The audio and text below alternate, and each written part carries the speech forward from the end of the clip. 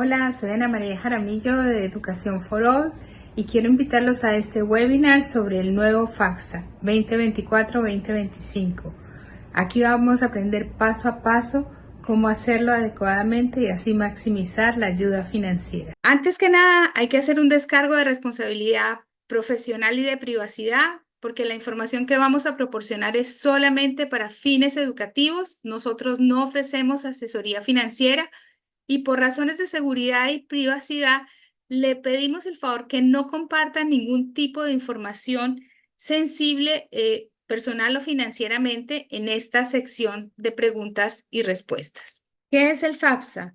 El Free Application for Federal Student Aid es un formulario que deben completar los estudiantes elegibles y sus familias para solicitar ayuda financiera para pagar la educación superior en Estados Unidos.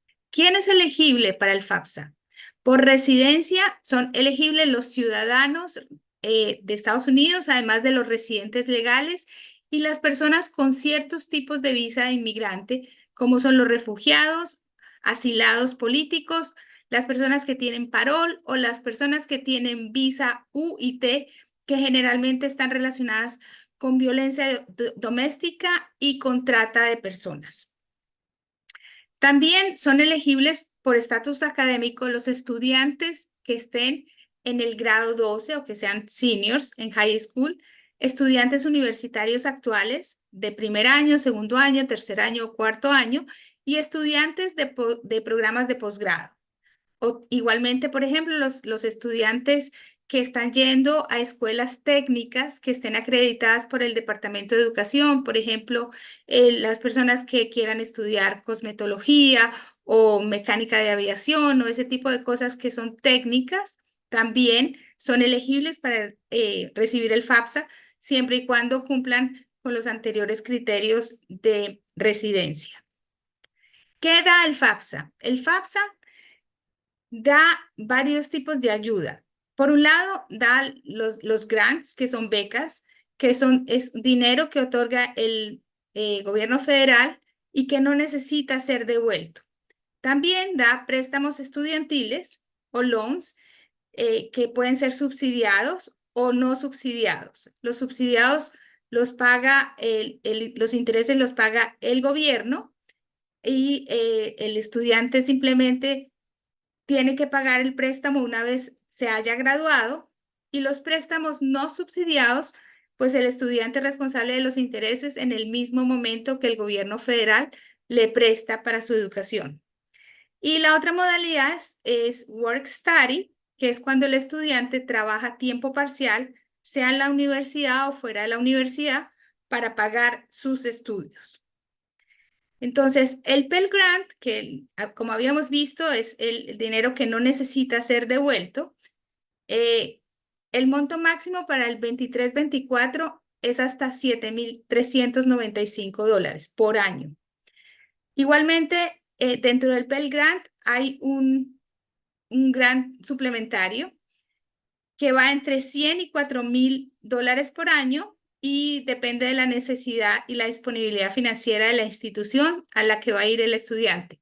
Son recursos del gobierno federal, pero cada institución o cada universidad lo maneja de acuerdo a sus propios criterios. Ya habíamos visto que hay dos tipos de préstamos estudiantiles, los subsidiados y los no subsidiados.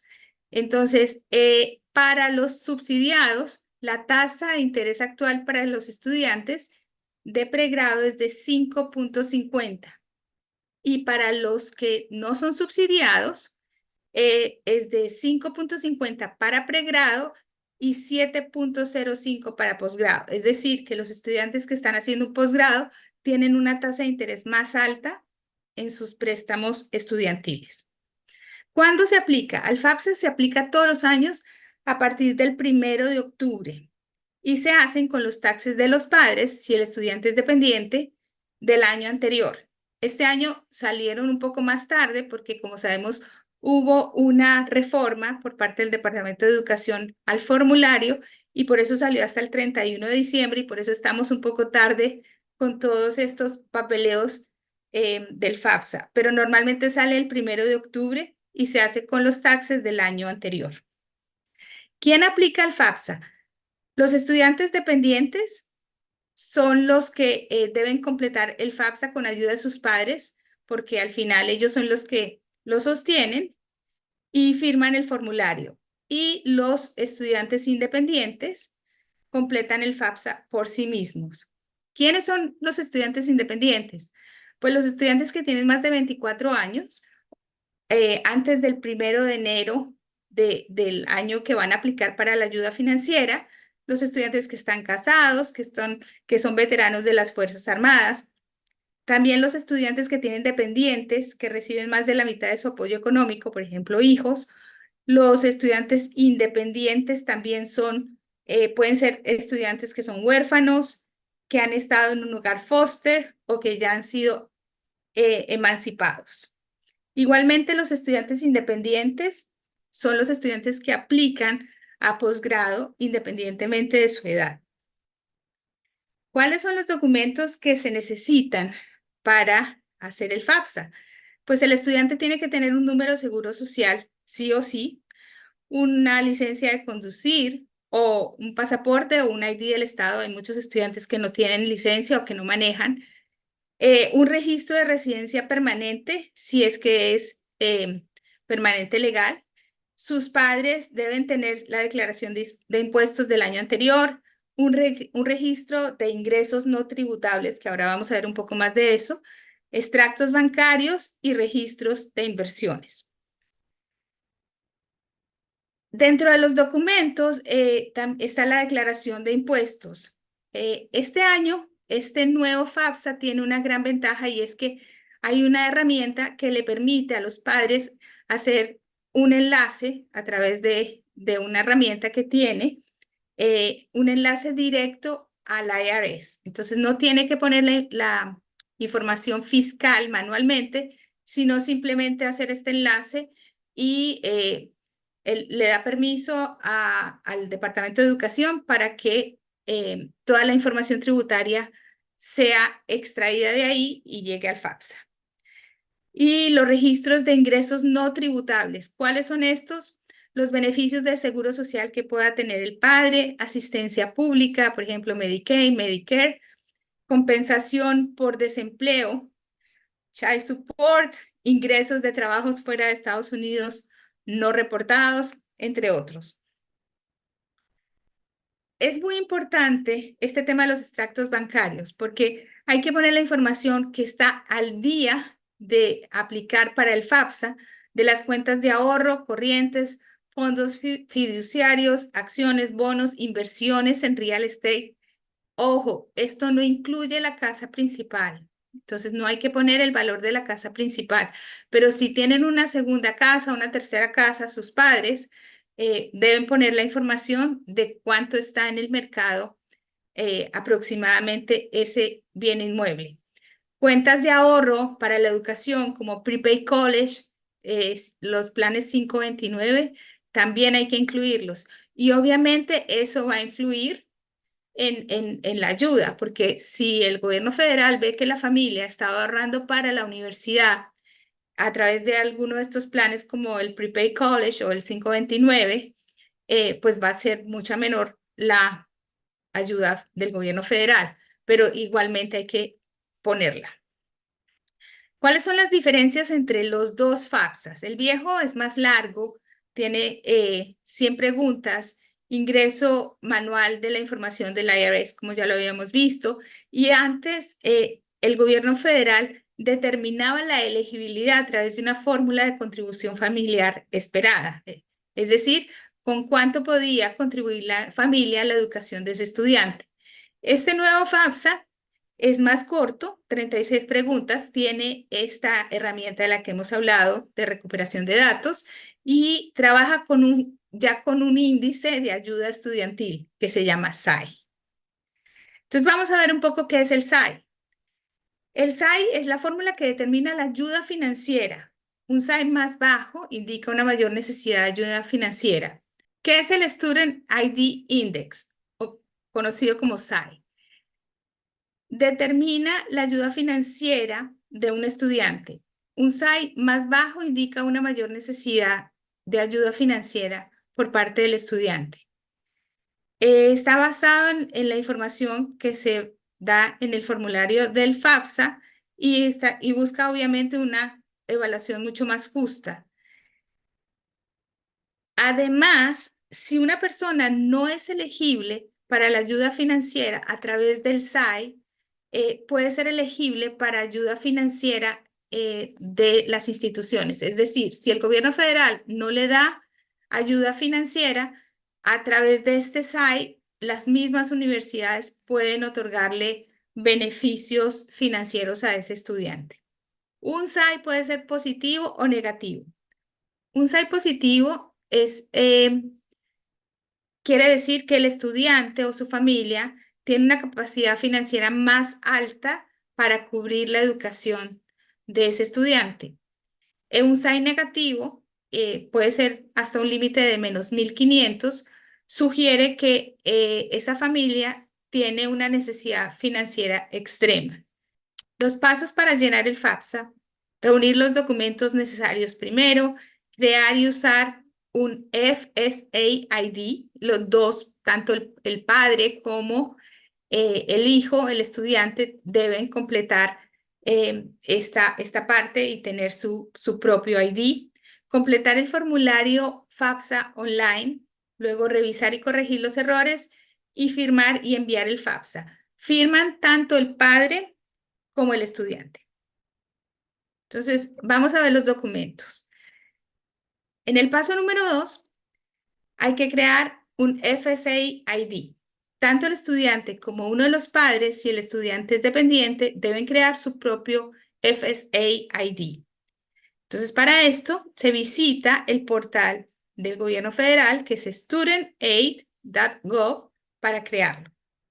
Se proporciona la información personal, luego se configura un nombre y un password y se responde las preguntas de seguridad. Clave aquí, esto hay que hacerlo cada año, así que guarden muy bien el nombre y el password para que el próximo año lo tengan a la mano y vuelvan a crear el formulario para ese mismo año en el que está su hijo o su hija. Después hay que completar el formulario. Iniciar la sesión con el FSA ID, ingresar la información básica del estudiante, proveer información financiera del estudiante y de los padres y utilizar la herramienta de recuperación de datos del IRS. Aquí es clave una cosa.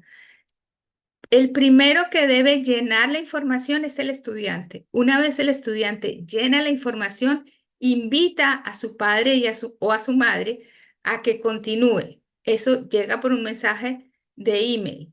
Entonces, una vez el padre o la madre recibe esa información, continúa llenando la información financiera. Entonces, aquí hay una copia del formulario. Ahora lo vamos a ver con más calma y aquí vamos a mirarlo. Este es el formulario 2024-2025. Hay dos maneras de hacerlo. Se puede hacer online, que es la más recomendable, porque es la más rápida. Una vez recibe la información, el gobierno federal la distribuye a las universidades a las que el estudiante incluyó en el formulario. Y también existe esta forma, que es un PDF normal, que se llena, se va llenando y una vez esté completo, se manda por correo regular. Esta forma se demora mucho más tiempo, así que es mejor no hacerlo a través del correo regular, sino del correo online. Ustedes pueden revisarlo antes. Aquí hay información sobre cómo llenarla y aquí empieza toda la información que deben completar. La información del estudiante. Ahora vamos a ver una un poco más práctica. La parte de demografía, el high school en el que está el estudiante, si es que está en high school, si el estudiante ha hecho taxes. Ahora vamos a ver un poco más con calma. Esta parte es importante porque esta no está en la calculadora que les voy a mostrar y es la parte de las universidades. Muchos estados quieren ver en los primeros lugares las universidades del estado en el que están aplicando los estudiantes. Es decir, Luis quiere aplicar a UF, a FIU, a varias universidades públicas de la Florida, pero su prioridad es UF. Pues entonces debe poner la primera universidad que sea su prioridad en el college número 1. Igualmente, tiene 10 opciones. Si tiene más universidades, lo que puede hacer es dejar que pase un poco el tiempo, que el gobierno ya haya recibido el formulario que esté completado y en unos 10 días hacer una corrección y volver a poner las universidades que le faltaron. Pero mi consejo es que siempre vayan con las universidades que están en su preferencia, ponerlas en los primeros lugares. Entonces aquí preguntan varias cosas de cuántos son los miembros de la familia, cuántas personas están en college, si el estudiante es casado, bueno, todo este tipo de cosas. Lo vamos a ver en un ejemplo mucho más práctico para que tengan una buena idea de cómo pueden ustedes llenar este formulario. Ahora vamos a ver rápidamente una calculadora que tiene el mismo gobierno federal para que vean cómo funciona este nuevo FAFSA. Entonces vamos a empezar un estimado. Vamos a hablar de Luis. Luis nació en el mes 06 el día 06 del 2006. Es un estudiante joven. Luis es soltero, está joven todavía, y el estado de residencia de Luis es la Florida. Entonces, Luis acaba de graduarse de high school y él va a hacer un first year en agosto. Pero como les dije, puede ser un second year, estamos hablando del 24-25. Puede estar terminando ya su college como junior o senior, o puede estar haciendo un máster, estudiando medicina, leyes, haciendo un PhD. Bueno, entonces vamos a continuar con Luis. Luis no tiene niños y Luis no está en las Fuerzas Armadas, ni es veterano, no ha estado en orfanatos, no ha estado en foster care, no ha estado emancipado, no ha sido homeless, o sea que ninguna de estas características aplica para Luis. ¿Luis vive con sus padres? Sí, Luis vive con sus padres. ¿De qué padre tiene que él poner la información? Del padre con el que más contribuya a su sostenimiento. Entonces, los papás de Luis están casados. ¿Y dónde viven los papás de Luis?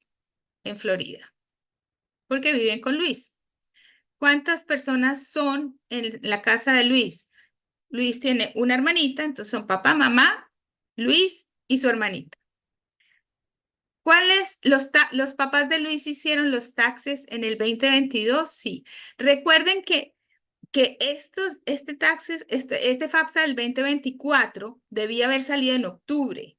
Entonces, si hubiera salido en octubre, obviamente, lo que les dije, se harían con los años del año inmediatamente anterior, o sea, 2022. Como estos taxes, como esta FAFSA está tarde, entonces, pues, no es del año anterior, sino del 2022. ¿Cuánto gana la familia de Luis? La familia de Luis en los ingresos de papá y mamá, vamos a ponerle $75,000. ¿Qué assets tiene la familia de Luis? Nada. Ellos solamente tienen su casa y nada más. Y como sabemos que su casa no está incluida dentro de lo que tiene que reportar, entonces no tiene nada más. No hay child support porque los papás de Luis viven juntos, entonces pues no hay eso. Luis hizo los taxes en el 22, no, él estaba estudiando en el 22 en high school, o sea que no hizo los taxes. Entonces aquí nos sale que Luis sería elegible para la ayuda del gobierno federal. Le darían alrededor de $14,876. ¿Cómo estarían $14,876 repartidos. Tendría 7,395 de Pell Grant, que ya vimos que es el máximo. Le darían un préstamo de $5,500 y podría conseguir trabajando y estudiando al mismo tiempo, $1,981. Claro, todo esto es un estimado. Miren, si ven, él tiene el índice de SAI en menos 1,500. Ya habíamos dicho que ese es el máximo límite de una familia que necesita mucha ayuda financiera. O sea, menos 1,500 es el límite máximo. Hay otros factores a considerar que son, pues obviamente, qué universidades va a ir él, si puede conseguir ayuda financiera del estado donde viva. Por ejemplo, en la Florida sería el Bright Futures, que es una beca por mérito, no por necesidad financiera. Y bueno, otro tipo de ofertas. Pero creo que esto es un buen ejercicio para que ustedes entiendan cómo funciona este formulario del gobierno federal. Obviamente, esta calculadora es mucho menor en el sentido del número de preguntas, es mucho más fácil, pero es un buen indicativo para que más o menos sepan cómo puede funcionar el FAFSA. Después de haber revisado toda la información, corregimos los errores y ojo, hay varias personas que mandan el formulario sin firmarlo. Así que eso es súper importante. ¿Cuáles son los 5 errores más comunes a la hora de presentar el FAFSA? El primero es no presentarlo. Es irónico, pero muchas personas piensan que tienen ingresos moderados o altos y que no van a calificar para la ayuda que da el gobierno federal. Y puede que no califiquen para esa ayuda, pero sí pueden calificar para la ayuda que pueden dar las universidades a través de la información que tienen del FAFSA. Entonces, hay que presentarlo. No utilizar la herramienta de recuperación de datos. Hay personas que sienten desconfianza de darle el poder al Departamento de Educación para que vaya directamente al IRS para sus taxes y hacen la información manual. Y eso es un gran error porque pues ahí se pueden equivocar bastante. Omitir información financiera. Eso también es clave. Hay que poner, si en la cuenta corriente había $4,552.52 el día que se hizo el FAFSA, hay que incluir esa información tal cual, porque hay unos procesos de verificación aleatorios. De hecho, con mi primera hija, yo tuve un proceso de verificación en su primer año de college. Y yo pregunté por cuál era el motivo y me dijeron que era un proceso aleatorio. Hicieron toda la verificación, todo estaba en orden, así que no hubo ningún problema. Pero ellos pueden tener acceso a sus cuentas corrientes en un proceso de verificación y revisar si el 5 de junio del 2024 ustedes tenían la cantidad que dijeron que tenían en su cuenta corriente o de ahorros. No reportar cambios en la situación financiera también es un error. Muchas familias pueden tener muchos problemas financieros y no poder pagar o estar en una situación bastante apretada. Un error es no reportar eso al FAFSA porque pueden hacer unos ajustes a las ayudas financieras que se le están dando al estudiante. Y obviamente, pues no revisar la información antes de enviarla. Firmar y enviar el FAFSA, ya habíamos hablado. Y aquí es clave también guardar una copia de la confirmación. ¿Qué pasa después? El estudiante recibe una página de confirmación, inmediatamente se somete el FAFSA. Y unos días después recibe el informe de ayuda estudiantil, SAR, que resume la información proporcionada y muestra el SAI. O sea, va a decir si tiene un SAI positivo, un SAI negativo y cuál es la ayuda financiera que va a recibir. Es el momento de revisar que no haya errores y si los hay, pues hay que corregirlos entrando a la misma página del FAFSA. Y puede haber verificación, lo que ya les dije que puede pasar. Finalmente llega la oferta de la ayuda financiera por parte de las universidades. Muchísimas gracias por haber estado en este webinar con nosotros. Educación for All te da 15 minutos gratis por Zoom o por teléfono para poder completar el FAFSA.